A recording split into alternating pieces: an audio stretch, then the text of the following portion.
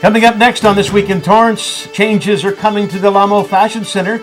We'll fill you in on the details. Plus, Torrance gets a new tool to help fight fires. Then a Torrance vocational school may be in danger of closing. And you have to see it to believe it, a talent show with over 140 performers. These stories and much more are just seconds away. Your local news starts right now.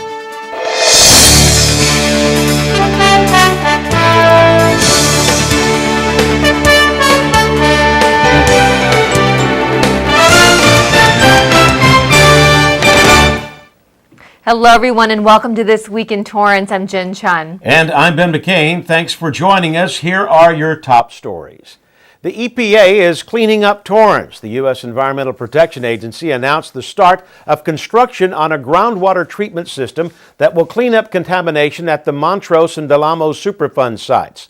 A Superfund site is where toxic waste have been dumped, and the EPA has designated them to be cleaned up. The Torrance site, the groundwater, which is water that is held underground in soil or rocks, contains contamination. Under EPA supervision, Montrose Chemical Corporation will build a water treatment plant to remove chlorobenzene and other industrial chemicals used to manufacture DDT and synthetic rubber from the groundwater. These chemicals are there because Montrose manufactured pesticide DDT from 1947 to 1982 at the location which used chlorobenzene as a raw material. The Del Amo Superfund site that was next to it was a synthetic rubber manufacturing facility. Contaminants from both sides commingled and will be cleaned up by this single treatment system. The construction is expected to be completed in 18 months. El Camino's college debate team won the state championship title for the first time in history. The win came at a tournament in Woodland Hills and named student Johnny Deathridge as the best speaker in the state. The team now gets to look forward to the national championships on April 16th. Honda is one step closer to reducing the company's carbon footprint. Here in Torrance, Honda announced the installation of a new fuel cell system which will significantly reduce CO2 emissions. The fuel cell will produce 1 megawatt of energy and provide 25% of Honda's electricity needs. To give you an idea of its capabilities, the power generated by the system would power approximately 750 average-size homes each day. The fuel cell converts fuels, in this case gas, into electricity through a process that is much more efficient than combustion. This reduces the CO2 emissions of fossil fuels. In addition, the technology uses significantly less water compared to California power plants that will end up saving more than 3.25 million gallons of water per year. A South Bay organization is offering aid to job seekers and small businesses alike. Julie Parton has that story. Staying updated on job developments and opportunities can be complicated in a recession when so many are looking for employment. One program is trying to simplify the process by providing local forums. I think it's paramount that we have more forums like this, that the community knows that the services are available and that we can get our youth and our adults who need employment assistance to be able to get that employment assistance. In an effort to include business owners, nonprofit, and workforce partners, the Pacific Gateway Workforce Investment Network held a forum to discuss the development of its 2013-2014 local plan. The plan outlined areas of service needed in the communities the network services: Long Beach, Signal Hill, Lomita, and Torrance. Attendees are pleased with the progress that has come out of the meetings. There's been some really great ideas that have come out of these local forums, really working with the kids to encourage them to come in, receive our services, and benefit from what we have to offer. One of the strategies, for example, is how to best serve those greatest in need. The areas of focus include job training, tax credit programs, recruitment services, small business retention, and Hire a Youth programs. We want to help those youth, and we want to help get on their feet so that they don't just kind of go to the wayside, and they know that there is help out there for them. The nonprofit is funded with government support, grants, and donations. For This Week in Torrance, I'm Julie Parton. Thanks, Julie. In 2012, Pacific Gateway's employment services helped more than 9,000 people through one-on-one services. A local business is lighting up L.A. literally. The Los Angeles Memorial, Coliseum, and Sports Arena sign got a makeover with 160 new LED lights from a company called Ledtronics. The sign is seen by thousands of commuters every day from the north and southbound lanes of the 110 Harbor Freeway. The new lights make a huge difference both visually and financially, as they will save nearly $20,000 in energy cost a year. Many may know Torrance Boulevard as the street that leads you to the Redondo Beach Pier. Well, the neighboring beach city is asking their city council to consider changing the street name west of Prospect to Pier Plaza Boulevard. The Harbor Commission submitted a report outlining the process it would take to rename the street at a cost of about $7,000. The commission recommended renaming the street to help promote the pier, harbor, and businesses along Torrance Boulevard. The process right now calls for Redondo Beach City staff and local businesses to discuss other possible new names. If they decide to move forward with the proposal, the city would hold a public hearing and vote on a resolution. If passed, the new name will be in effect immediately, but would take about a year for maps and addresses to update. A new Rock N Brews will be opening soon in Torrance, sister to the Rock N Brews in El Segundo. It will be their first franchise restaurant to open in Southern California. The whole idea of the Rock N Brews design is to be very casual, but to let you really have a sense of place. The rock and roll business is really where we get our roots, and it's classic rock in the environment with classic rock and just great food. And we can't really experience what it's like to be a rock star in real life, so we're trying to create an environment where you feel like a rock star when you come to Rock N Brews. Opening at 6300 South Pacific Coast Highway, Rock N Brews has been under construction since mid-December and has plans of sliding doors, fire pits, craft beers, and high-end wines. Rock N Brews is a family restaurant, beer garden, open seating, picnic tables. We're going to have a nice little lounge over here for some higher end wine and beers. And it's just a great place for family and friends to enjoy. The grand opening is expected in early May. Coming up, more than 1,000 different kinds of gemstones and minerals are on display at an event that happens only once a year. And a well overdue upgrade for the Torrance Fire Department arrives at Station 6. Sergeant Michelle Garcia served meritoriously in Iraq and has the medals to prove it. Corpsman Richard Stokely took the skills he learned in Vietnam and put them to good use as a paramedic. But soon after leaving the military, these veterans faced homelessness. Even after Michelle lost all her savings, and even after Richard battled alcoholism for years, they both reached out for help when they needed it most. A simple phone call put them in touch with a trained professional from the VA. If you know of or are a veteran in need, make the call. I believe in an idea. I believe in community.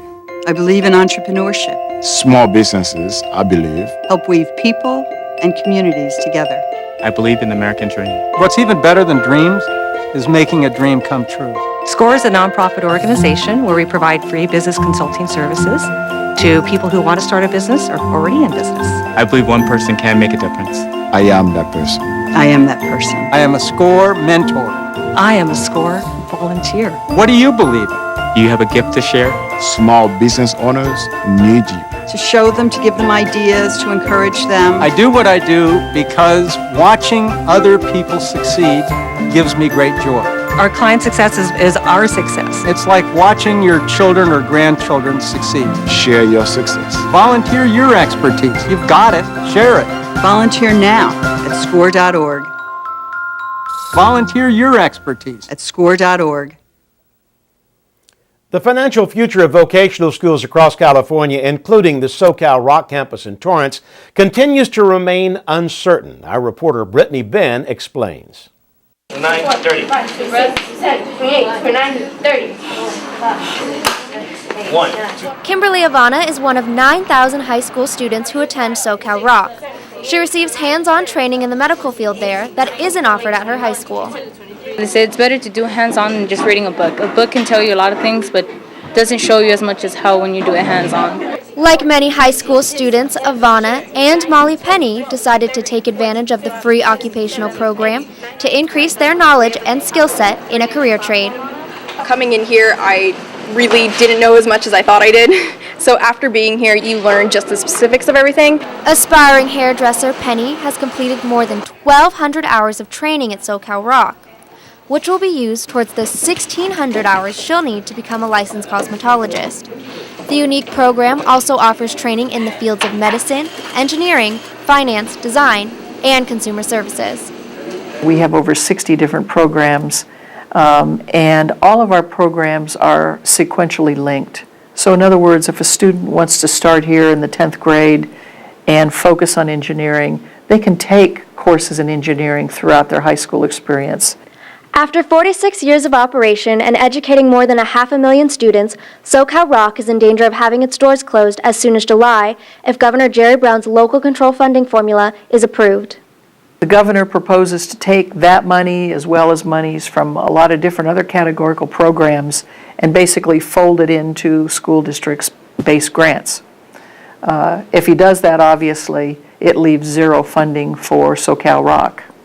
In what appears to be an unintentional consequence of the school funding overhaul proposal, vocational training programs throughout the state will be shut down, which is why school administrators, parents, students, and alumni are doing everything in their power to change this.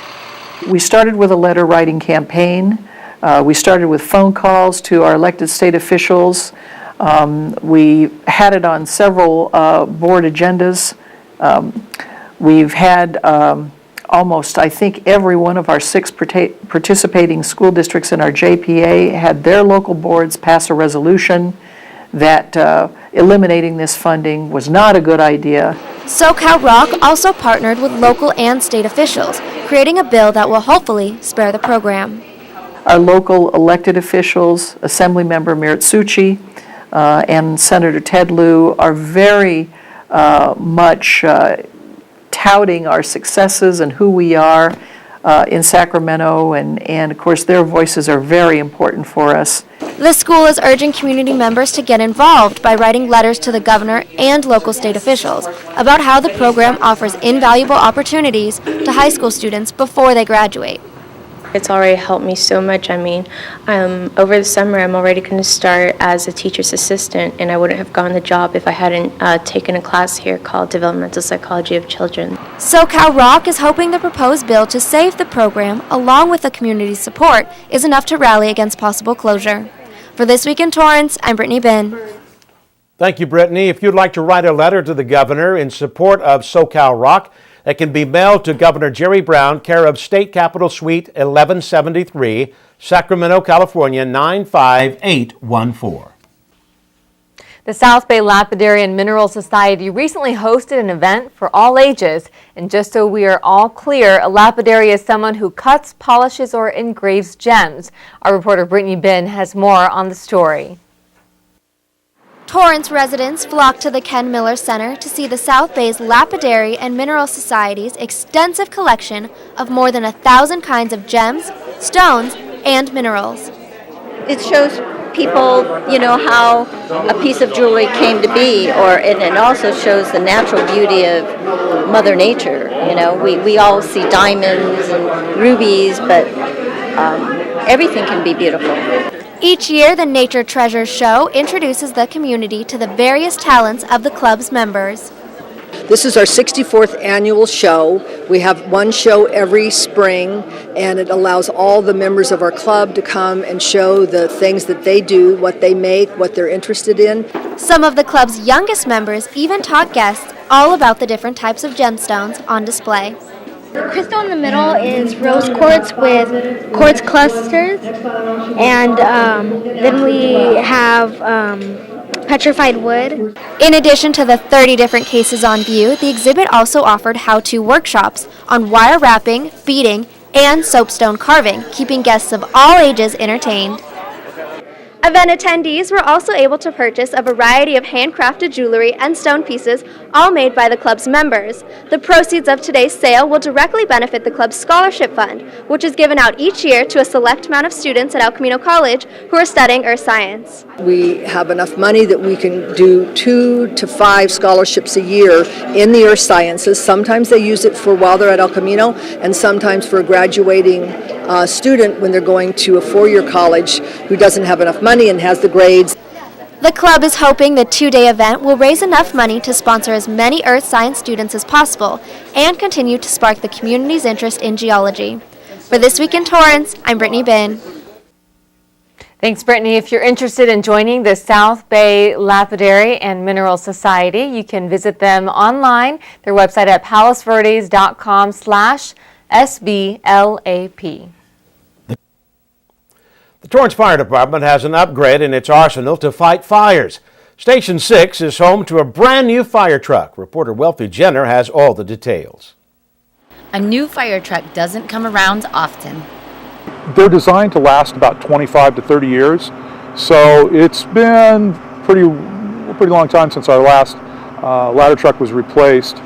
It's been over 30 years since the last truck was replaced, and it was time to get a more updated truck for the city.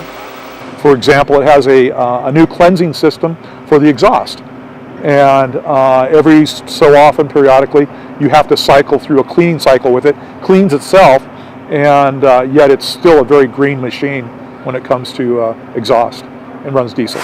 Along with the green element, it also has the most up-to-date technology.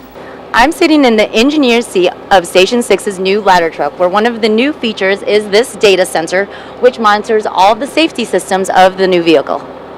Some of the safety training procedures involved in operating the new truck is trying out the 105-foot aerial ladder. All the guys who are here are already trained to operate and work on a ladder truck. They know how to work the saws, the ladders, all the lighting equipment, all the technical equipment that's with it. So moving that equipment over to this truck, they still have the knowledge on how to do it. It's more or less finding out the peculiarities with this particular truck, and that's what they're doing today. And although the cost of the truck with training boasts just under $1 million, this new addition is still quite modest. We cut out a lot of the whistles and bells that, it'd be nice to have, but functionality-wise, we can do just as good. We can do a great job with this ladder truck we got right here. For This Week in Torrance, I'm Wealthy Jenner. Thank you, Wealthy. The fire department currently has 2 frontline responding ladder trucks to better serve the city of Torrance. A talent show with more than 140 performers, all under the age of 12. Think it couldn't be done? Well, think again as reporter Julie Parton takes us to Towers Talent Show. Towers Elementary has been preparing for this night since November of 2012, and it... Oppa Gangnam Style.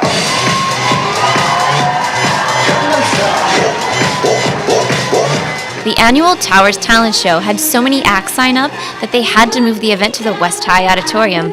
Surprisingly, the show is all youth-led. We have been working every week for about 12 weeks to get these kids ready. And it's the kids doing all the work backstage. It's the kids doing all the acts. They made up their acts. They practiced their acts. They came every week. And this is their thing. This is their show. The performances included dancing, singing, comedy, acrobatics, live instruments, and more, totaling 67 separate acts and lasting 2.5 hours. The school was thrilled with the result. The reason why this event is so important is because it excites our kids. They get an opportunity to show their talent in ways that they may not be able to in the classroom.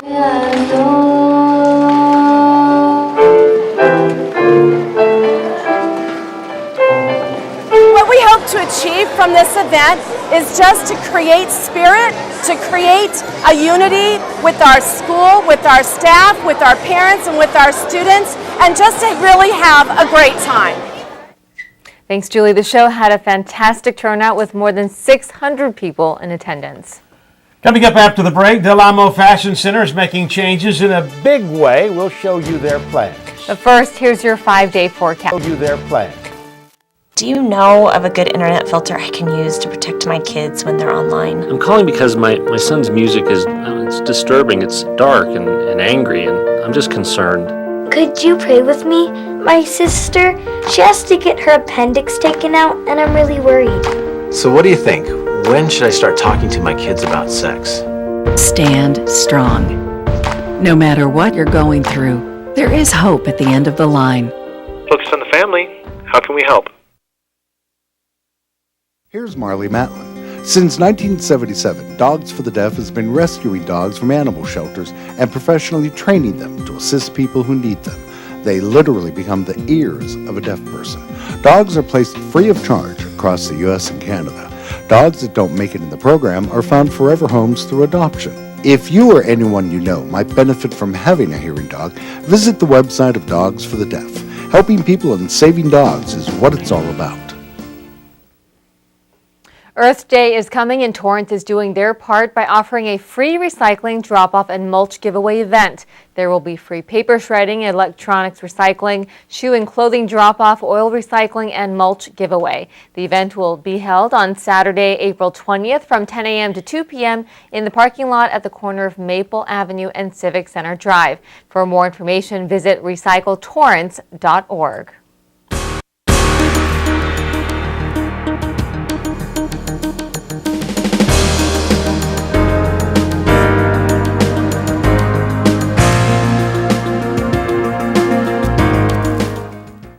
The Torrance Police Department is asking for your help in identifying a man accused of identity theft. The suspect is accused of stealing a Torrance man's identity and purchasing power amps from an online stereo equipment company for nearly $16,000. The suspect picked up the amps from a local Federal Express office and is described as a white male in his early 20s with light brown hair. If you have any information, please contact officers at 310-328-3456. More than 30,000 offenders are getting released from California state prisons come October of this year and sent to local jails or placed in post-release community supervision, which is a form of probation. Now, how is the Torrance Police Department getting involved? Reporter Deja Charles is at the police station to tell us more. Thanks, Jen. Yes, we're here in front of Torrance Police Station, where we just finished a press conference where police chiefs from neighboring communities came together to join forces as they introduced a bill that could have an effect on the city. Assemblymember Al Muratsuchi introduced Assembly Bill 810, which is supposed to promote an inter-county offender database that will keep track of parolee activity within Torrance and its neighboring cities. In order to hold people accountable and keep our neighborhoods safe, we need to, return toward a point where the criminal sentences mean what they were intended to be. But second, in the meantime, we need to have this information so that we can keep track of the criminal offenders, make sure that our local law enforcement can keep track of them. This is why the California Police Chiefs Association and League of California Cities are sponsoring the bill and will be collaborating with Torrance Police Chief John New. New says that while the probation department has been working hard to monitor offenders, the 200-to-1 ratio is a cry for help. It was a one-way exchange of information prior to this, was probation documenting and adding the information. Now we're going to have the ability to have law enforcement add to that database, meaning information that's going to be critical for both probation and law enforcement. Derived from Assembly Bill 109, granted by Governor Brown in 2011, AB 810 will monitor offenders who've been granted early release and committed low-level crimes. What they're trying to introduce now, it's a way for us to track these people statewide, and that's going to be a good tool for us. As of now, there are 74 individuals accounted for in Torrance that are being tracked. The official number of offenders being released in the Los Angeles County District has yet to be announced. The passing of the bill is to be determined by the Committee of Public Safety Data Sharing by April.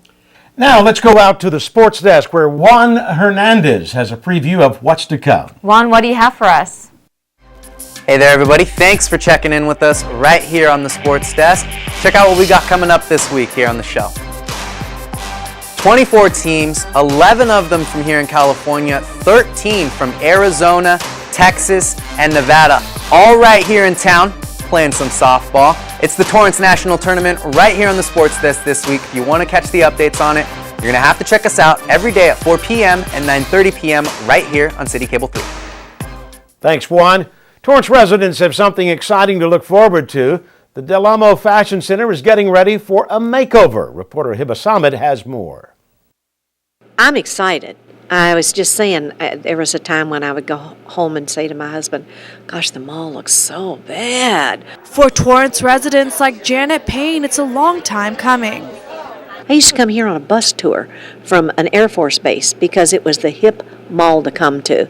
And I'd like it to be that same great place again in the 21st century. And now, thanks to Simon Properties, the first phase of renovations to the 2.3 million square foot Del Amo Fashion Center is set to be done by 2015. I think we're just trying to create an experience in the center that matches the customer expectation in the market. It hasn't been renovated really since 1981. While the remodeling plan is still in the beginning phases, one thing is clear, that Simon Properties wants to make sure your experience at the Del Amo Fashion Center is first class as soon as you arrive. I think it's changing the appearance and the feel of the center from the minute you drive up to it and creating a green edge. I like the idea of it being a more hip, inviting place to go.